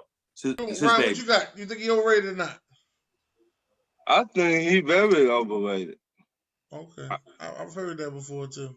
because he should have more Super Bowl rings. Okay. I mean, if you call yourself the best, prove it. He just got one, right? Right. Right? We all agree, right? Right. He's a discount double check guy. Yeah, you're a discount double check, but Relax. you went to 5 NFC championship games and lost. Let me see, every last single one. No, he lost Relax. He won. Relax. He lost But four. he won one. I know a guy like that, but everybody think he a bum, so I ain't gonna say nothing. Right. So I ain't gonna say let's nothing. go on to the next question. Oh Lord. I ain't gonna say nothing. I know a guy that did that same stuff. Everybody call him a bum, but that's not my job. I ain't never heard nobody call him a bum. The people call him a bum. I ain't never Jared, heard that. do you think Aaron Rodgers is overrated? No, I have him top 5, so no, I don't think he's. I don't think he's overrated. I lean more towards underrated.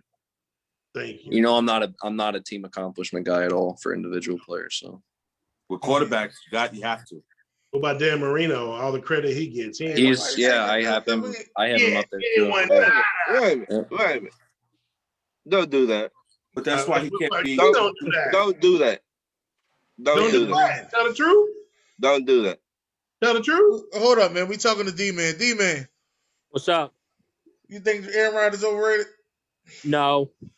Thank you. You think he's properly rated or underrated? For me, I'll say underrated. Really? Wow. By who?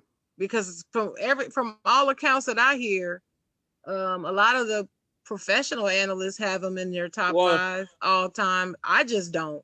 But I mean, the reason why, people are gonna say like he's underrated. I'm not saying it like real underrated, but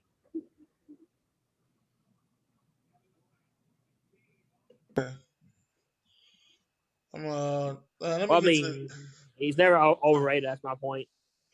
I understand what you're saying, D-Man. Let me get to the next big question that's been stirring up for a while. The Phoenix Suns are the number 1 team in the NBA. I'm out. I think. I'm out. I want to make sure I'm saying this right. The NBA. Yes. Is this because of the Chris Paul effect?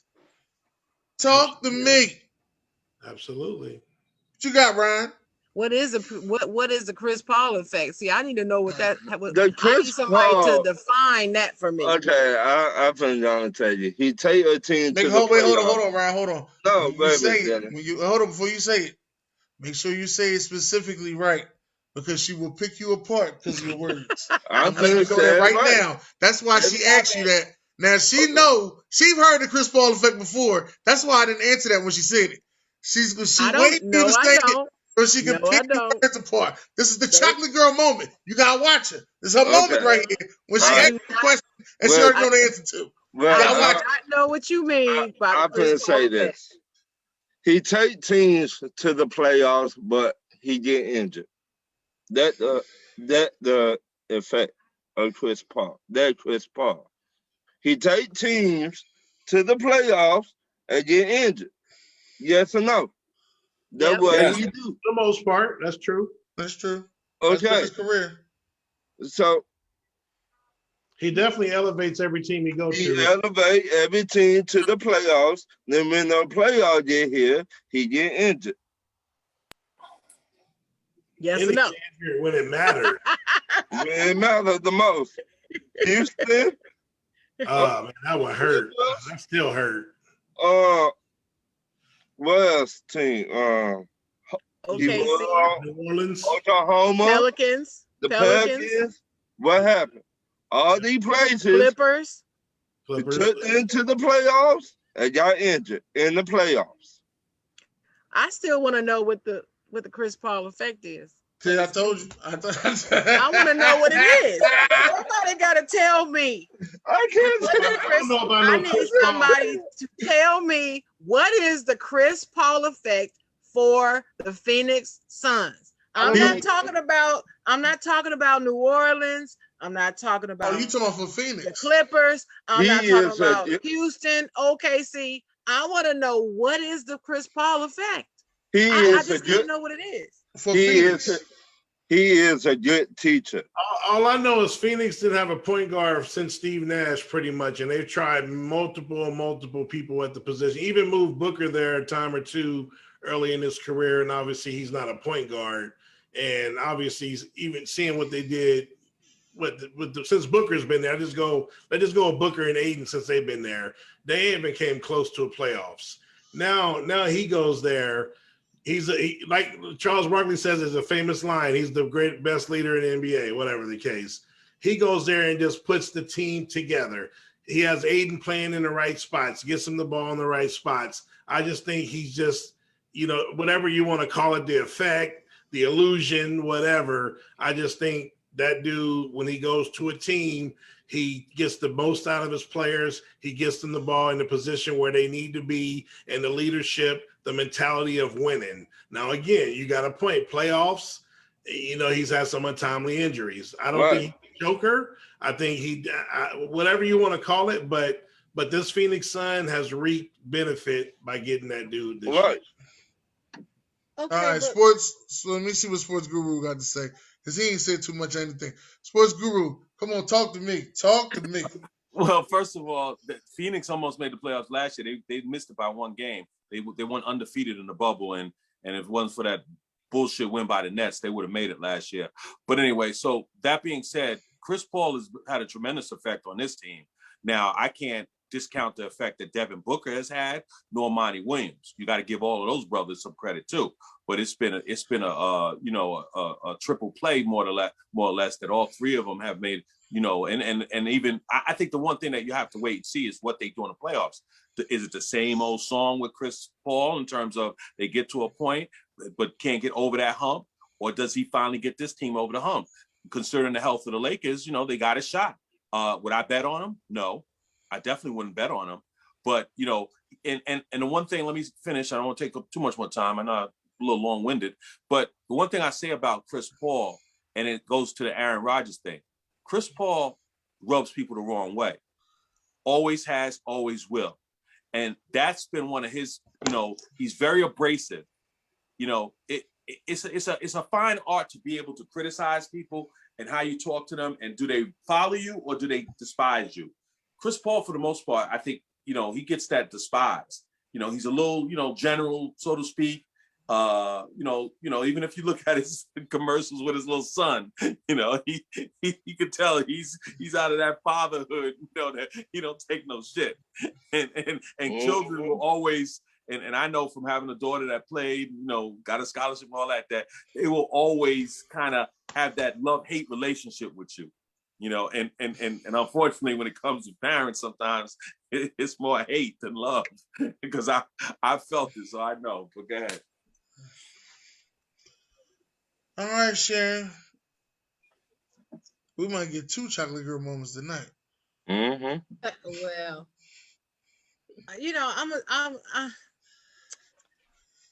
I still am not a believer that the sole reason why they're in the position they're in is because of Chris Paul. I know the beloved Kendrick Perkins believes it is, but I'm sorry, Perk, I disagree. And I'm looking at Devin Booker last season. I'm just gonna go back to last season. He finished the season out 26, 4, and 7. Right now, he's 26, 4, and 4. Yet everybody's talking about Chris Paul has even elevated his game. No, he hasn't. Devin's been balling like that. He's averaged 26 points a game since 2018. Right? He's the best player on the team since 2018. What I see is I see a team that was mismatched and had a glaring missing piece. In the 2019-2020 Phoenix Suns roster, who was their starting point guard? Ricky Rubio, wasn't it? Yeah, for 65 games. But who was the starting point guard after that? Oh, I don't know. I thought Okay. they only played 65 games. Maybe they only played 65, but it says on here that Devin Booker played 70. So I don't know. I don't know. That was because of the COVID. Maybe so. Well, anyway, Ricky Rubio ain't no Chris Paul. No. See? So if you got Chris Paul, you got Ricky Rubio, and Ricky Rubio is the person that you're taking over for. All Chris Paul had to go in and play half his game, and he'd be better than Ricky Rubio. So it's not like he's doing something that's just so exciting. That's, oh, he should be MVP and all this stuff. No. I agree with Damon. They were already on that trajectory. Undefeated in the bubble until they lost that one game. Yeah, but they could sniff going to the finals. They could sniff it. So they're just completing the trajectory of where they were last season. And I believe they would have done it had they gotten some other point guard that was a free agent, namely Russell Westbrook. I just wonder how they would fare if they had Russell Westbrook instead of Chris Paul on this team. I wonder. You want my answer? No, I'm just giving you something to think about. Oh no, I got the answer for you. What I'm saying is, I don't feel that it is the Chris Paul effect. I believe it's a good point guard effect. And I'm saying you could have put a few, not a whole lot, but you could have put 2 or 3 other point guards in there and you'd have the same result right now. The same or close to it. What about Drew Holiday? Drew Holiday ain't no Chris Paul level. He's good, but he's not Chris Paul good. So that's what I'm saying. If you put Kyrie there, they'd be there. How about Kyle Lowry? Maybe. Mike Lowry. Maybe. I don't believe if you put Kyrie there that they're the number 1 team in the West. I don't believe that. Well, I do. If his head wasn't so messed up and he wasn't missing games like he is, I think they would be.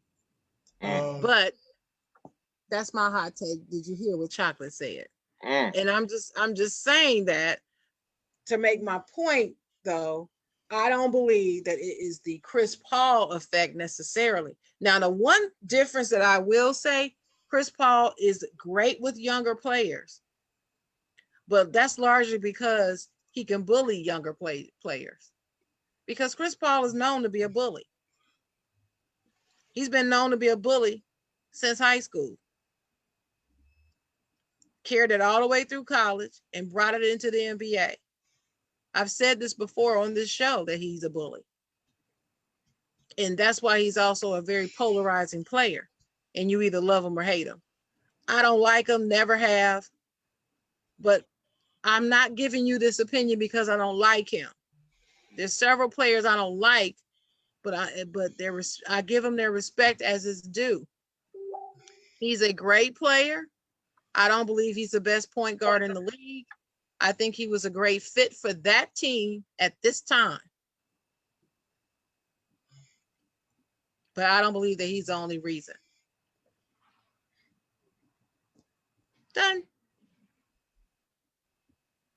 And I still want to know somebody to tell me what the Chris Paul effect is. He's a regular season winner. He will win he's a regular season winner. Well, anybody else got anything to say? Dennis, what you think? He elevates teams from that didn't make the playoffs in years and takes them to number one seeds. Then in the playoffs, he did get injured. If you put him on a team like when he was on OKC last year, and ain't nobody think too much OKC even making the playoffs, he still took him to a 6 seed. He did. I used to love Chris Paul a whole lot, but I used to get frustrated that he couldn't win those big games. It would frustrate me, and I would start to get upset.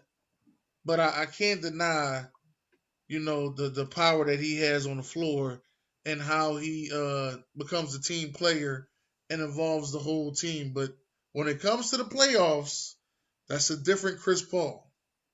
That's the CP0 that what's his name? What is his name? Oh my gosh, he says it all the time, CP0. What is his name? Skip Bayless. Skip Bayless calls him CP0 when it comes to the playoffs. Yeah. That's what I'm gonna say about that. Well, let me read these comments real quick. Yes. Okay. David Roy said, "Come on, Sharon. Ain't no other reason. He brings leadership to a young team." I didn't say he didn't. Did I say he did? I don't think I didn't. I don't think I said that. Jay Jones said Chris Paul brought leadership for those Suns young guns.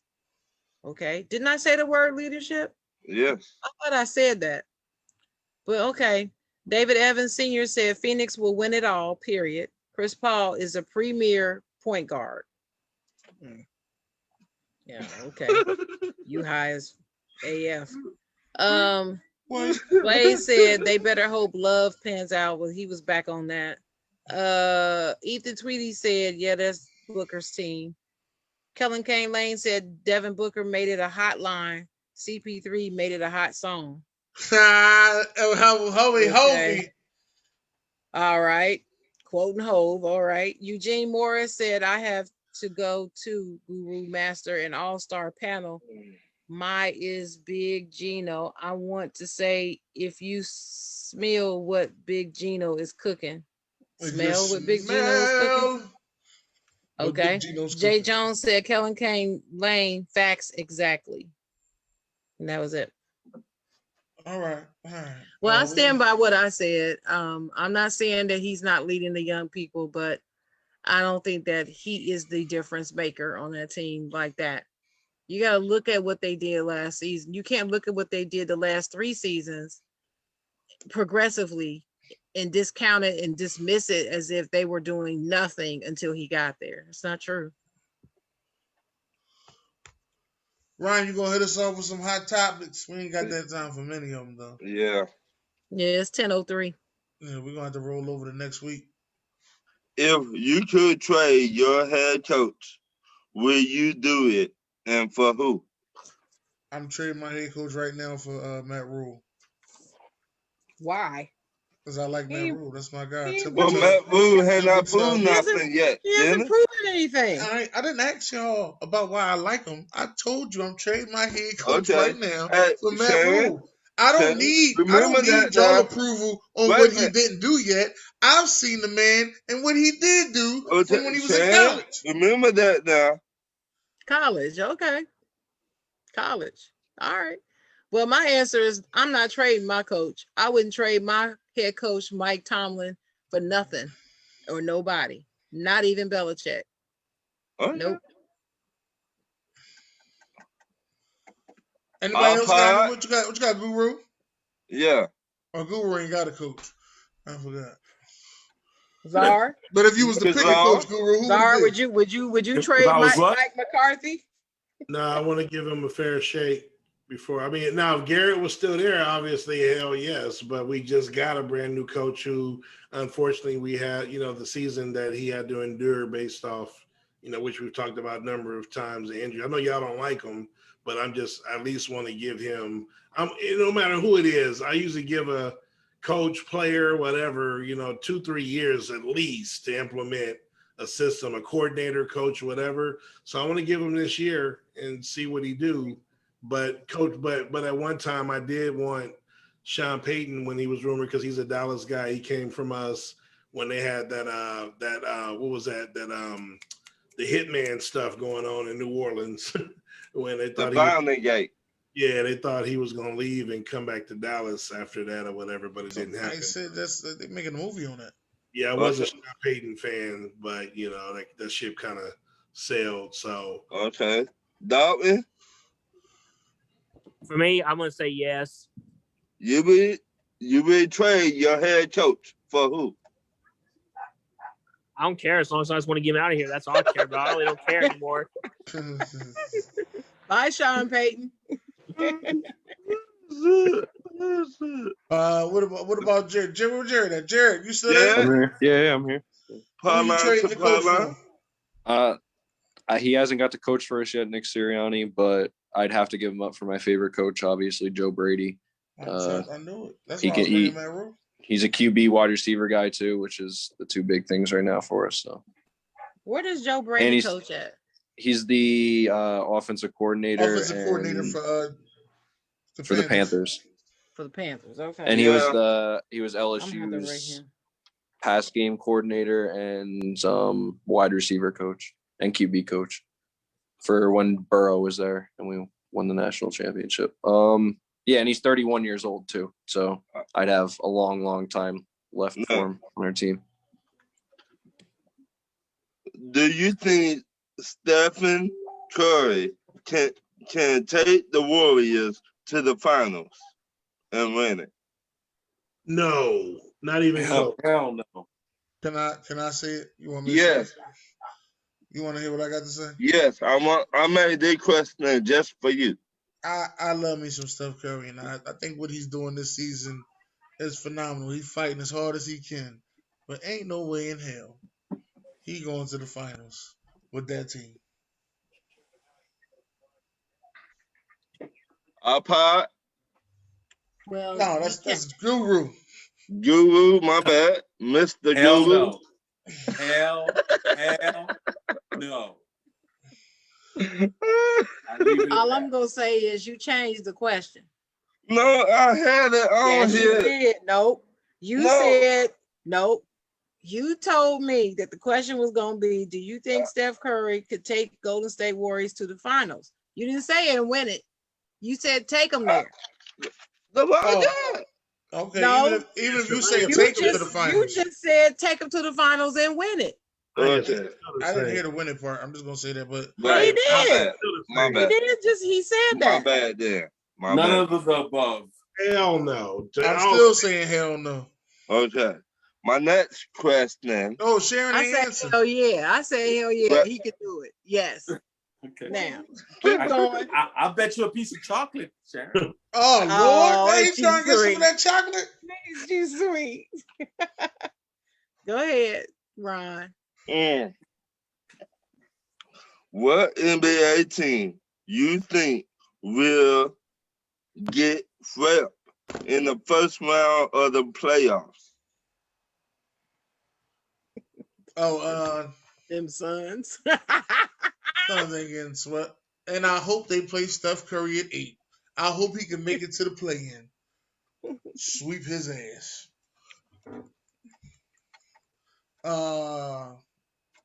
Denver. I think the Dallas Mavericks are gonna get swept. You think Dallas? Yeah, I don't understand who this Dallas team is no more. To be honest with you, they ain't getting shit swept. is out of control. Luka getting technicals like he Rasheed Wallace. I'm like, what the fuck going on right now? Hey, I'm like, you from overseas? You supposed to barely speak English. Ain't nobody supposed to know what you saying. One more, he gets too. I like Rick Carlisle a lot, but dang, this might be the end of his growth too. What's going on with this Dallas team? You trying to do? They should have been honestly. This Dallas team should be the number 2 team in the West. Not with Porzingis struggling. That's what I'm saying. He's been struggling like that for a while, and the Knicks made the best decision letting him go. Well, y'all let everybody go, Dennis. Don't give me that. I'm a Knicks fan, but I ain't that big of a Knicks fan. Y'all let everybody go. Ethan Tweedy agrees with you, Dennis. He says the Mavericks. Eugene Morris said the Nuggets. Kellen said the Lakers and Philly both gonna get bounced in the first round. and Kelly gonna drink a cold glass of water to get his thoughts back together. I got the Charlotte Hornets. You think Charlotte will get bounced? Yep. Melo back, baby. It's great. Good for him. And he gonna learn a Melo is hard back. lesson. Okay. Melo is back. Sam? That's the best bald kid out the house. What you talking about? I said the Nuggets. That's what I said. Okay. All right, come on. We got time. We got time for one more. What NBA player that would have stayed healthy you think would have won a ring in the NBA? Derrick I Rose. got this one. I got 3 of them. Go ahead, Shane. I'll let you go. Go, Shane. Trio. I got Tracy McGrady, Mm-hmm. Penny Hardaway, And for Mm-hmm. Derrick Rose, Rose. and I got 4.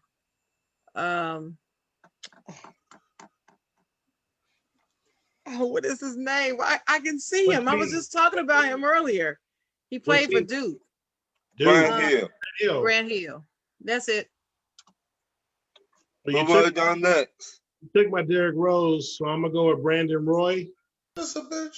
Well, you could say Derrick Rose too. No. I mean, I'm agreeing. Basically, I'm agreeing. Yeah. You know what I Yeah. mean?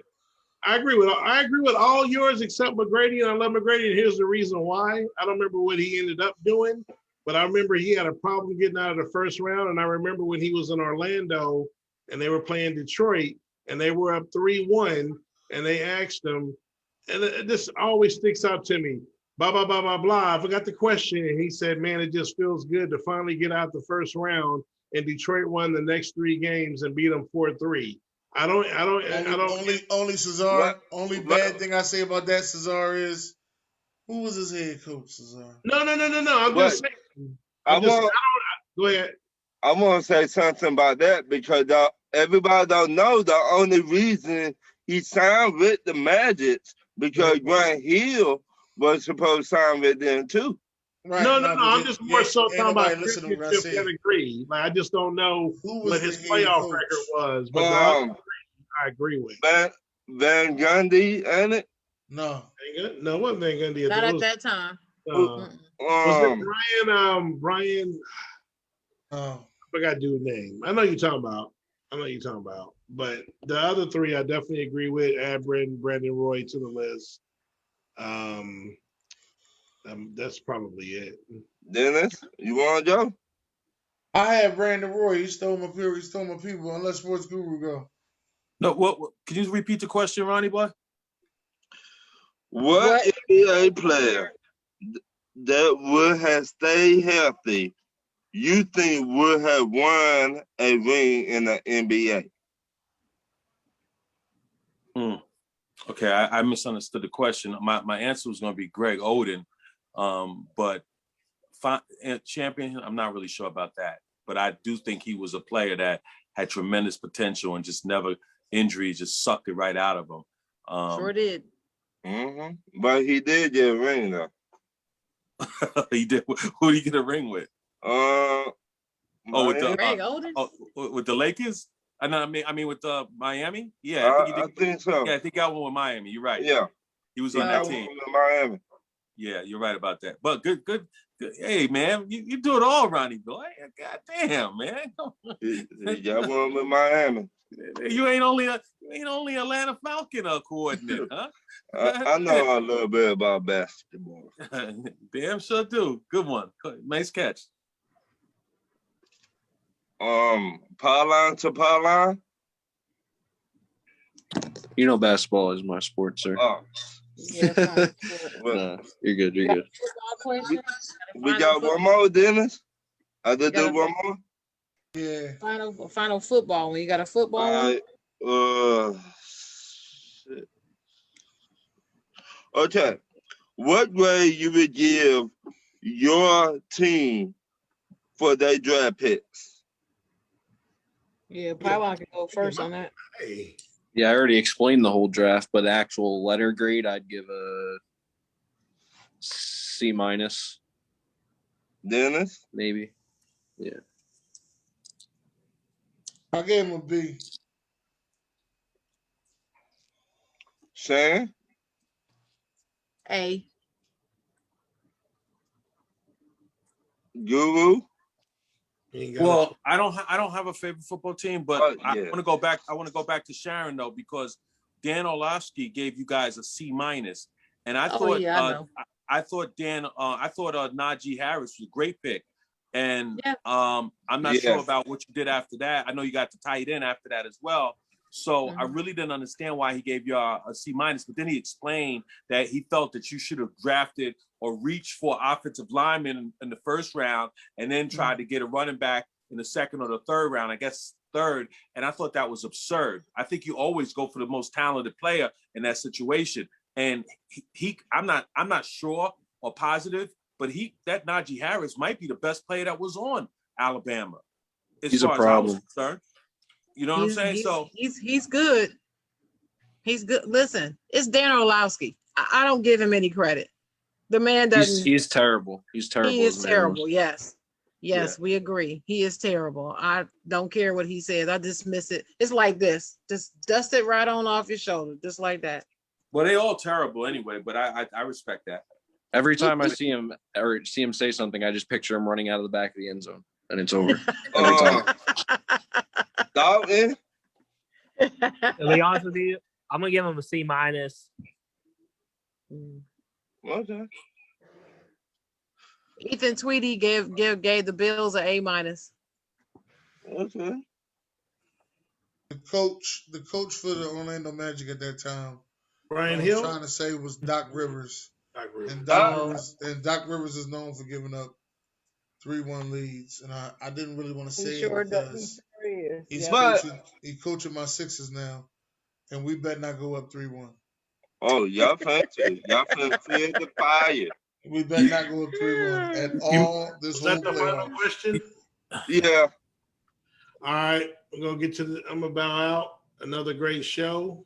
You coming over? I'll see you in a minute, Dennis. Sharon, everybody. Sharon, you did your thing. Guru, you did your thing. Yeah, this is the No, I won't be on the show, Zara. I'll be in the comments. All right, we'll see you in there. All right, pylon, everybody. Peace Well, out. Good night, man. No. ladies and gentlemen, thank y'all very much for coming out tonight. Sports Guru, you got any last words? Well, I just wanted to say, because you never got to the topic about LeBron James.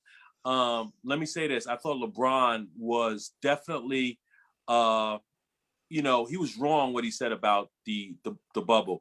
Not because he thought last year that it was a good thing or a bad thing, but I think it's really created a lot more excitement for these last couple of games, and it stopped this tanking nonsense.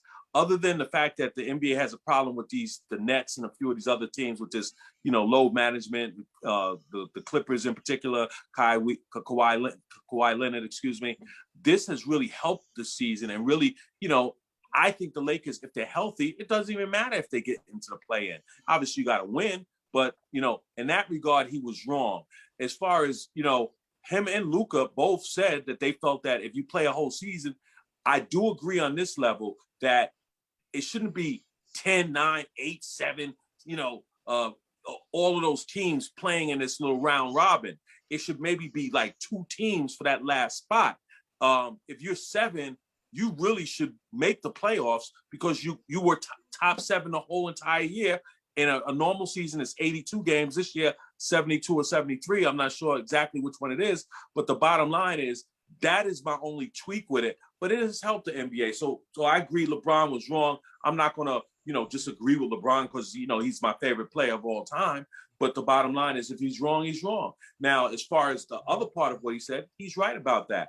But you can't, it looks bad because conveniently, although I did read a couple of times where he actually said that it wasn't such a good thing last year as well. But obviously, the main comment they have is what he said about Portland and a few of those other teams. And definitely check out my new podcast, Sports Guru Live, on where we got it on Anchor, Anchor, Spotify, and Google, one other iTunes, and another one, Pocket Cast.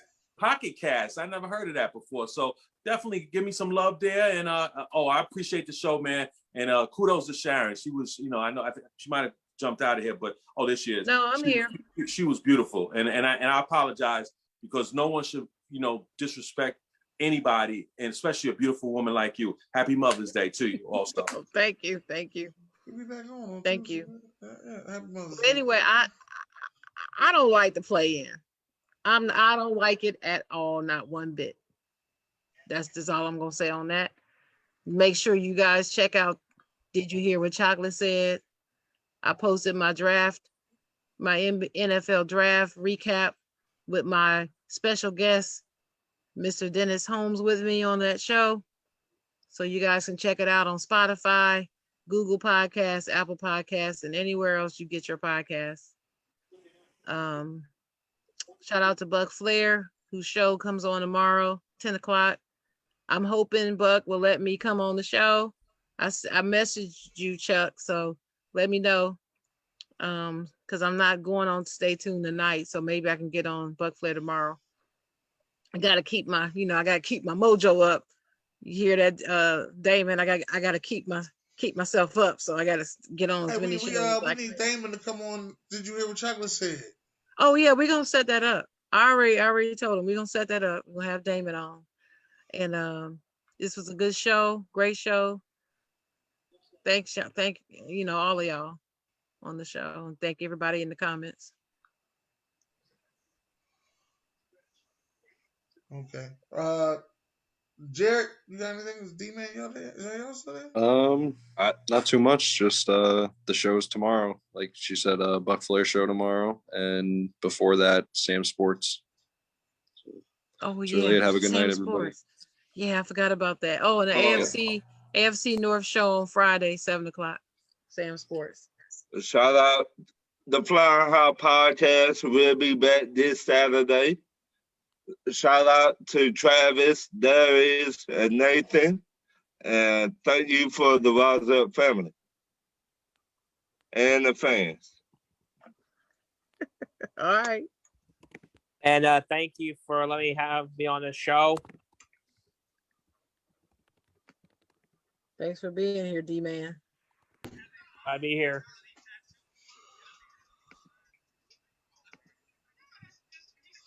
Yeah, Buck Flair said come on for the draft grades. Oh, okay. Tomorrow. Okay. Well, all I need is the link. Buck Flair, just send me the link. All right. Ladies and gentlemen, thank y'all for coming out tonight. Sorry for the technical difficulties. If you missed some of the show, it will be on YouTube. Make sure y'all go check the link in my link tree. It should be on YouTube within the hour. Again, God bless. Good night. Good night.